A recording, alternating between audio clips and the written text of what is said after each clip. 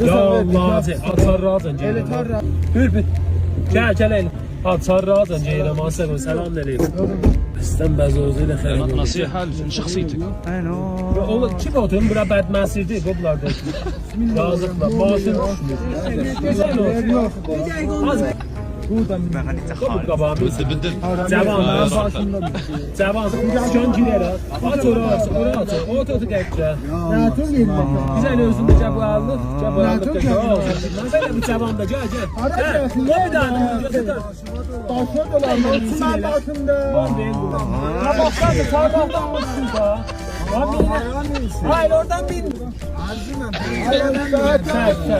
Cazı. Dünya atma sen Allah çıkıyor ya. Elə olsun saxla yetişdik da. Çırıq var. Neydi cazı versəm. Çək gözlərimizdən. Kardeş mənim də Fəqət kit otursaz mən bir daha adamı sahibi götürün. Maşından itiraf al. Baba ne yer? Hanımlar icazə versən. Sen düşünmüyorum. Koylar çıkılacak. Ay oğlan sağlıklıyı sen yet. Kardeş yeri yok. Müstahak.